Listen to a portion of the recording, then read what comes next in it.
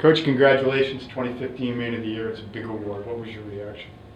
Well, I was really surprised, pleasantly. I was humbled. The people who gave this award I think very highly of as people, and to, I guess, be on the radar and have them take note of what I've done is makes me very proud. So I'm very humbled. Well, we're proud to be a very fast club program, but every place has their struggles and challenges. I mean, some places have things that we don't have, and we have some things that other places don't have. I guess we just have maybe a few more hurdles than your average program in college, but I think some of the stuff that we have to go through and do to make it work for us can be a strength for what we're doing, and for all those out there who are also sharing in the struggle, and there actually are probably more club athletes in the U.S. than varsity. I've been there. I know what it's like to really scrape, and your lack of resources, and acquiring what it takes is a long process that requires a lot of sacrifice. And I would just, to anybody that's in that situation, say keep fighting the good fight. You can have a really good program, a good winning tradition that you can be really proud of. Tell me a little bit about how you got started at Michigan and how it all developed. Well, I had been training trying to make the national team for a number of years, and I had moved to Ann Arbor. I grew up outside of Ann Arbor, but my now ex-wife was going to grad school there, and they needed a freshman coach that first year, fall of '92. I was putting my single away one day, and the then head coach had approached me, asked me if I might be interested. So I thought, well, this sounds kind of fun. And then, of course, the competitive, the juices start flowing, and then you're infected with the coaching bug. And I stopped really training for the highest level and focused on my coaching career. It was probably a smart move, to be honest. But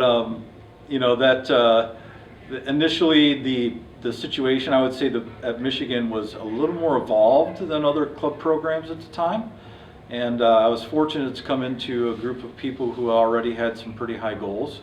I was just able to put my own twist and vision on it, and they latched onto my leadership. And those first groups that I coached in particular, I really owe those guys a lot. They were responsible for my future poverty in the sport, because they made me love it so much. And it was really them putting up with me learning on the fly how to coach and be better the program.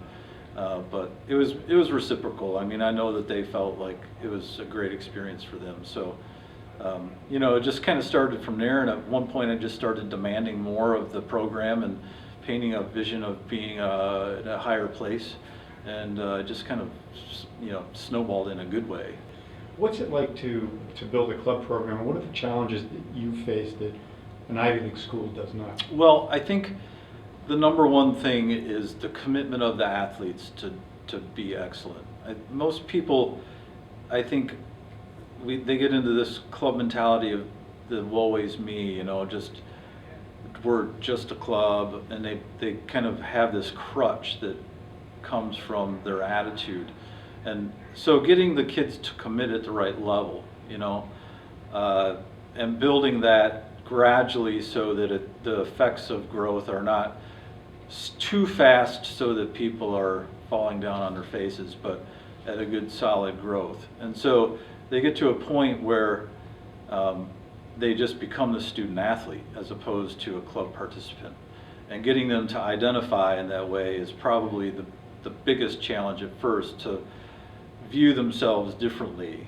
And that takes some time and some patience, because you're coming into a situation often where the athletes who are your coaches or who you're coaching are your bosses, and because they are responsible for hiring and firing the coaches at many places, and you have to set up a system where there can be a good, healthy coach athlete officer relationship, and a lot of I think a lot of clubs struggle with that. You know, our alumni body, the Michigan Rowing Association, is the supervisory role over the coaching staff, and it's not the students. The boss of our coaches are alumni in the university, and so that right there set up a healthy relationship, and that was set up before I even got there. So it was, I think that's what most people struggle with at first, is getting the kids to commit more. My biggest suggestion is sit down with your team and come up with a list of excuses that you've encountered over the time that you've coached them, and then really analyze what are the acceptable excuses, because you need to create a dialogue between the leaders on the team and the rest of the team so that we can come to an understanding of what is acceptable. Well, there's always a struggle that I've experienced anyways within the university. Like we're pursuing and looking at varsity status with our university. There's some things that our alumni have really stepped up the game on, and that's fundraising. I would like to build a few new facilities for our program, and I find that these big projects really get people motivated and get people energized in a good way. So that's something that we have going on right now. There's always this status thing that's going on within the university. It's no different than any place else, but you know how we're identified by our administration. You know, because while we may view ourselves as student athletes, I think sometimes administrators view the guys on our team as participants or club members, and there's a difference between how you're behaving in those situations. So we're always in some ways trying to shake the club stigma and just do our thing as just being a group of athletes, trying to kick some butt.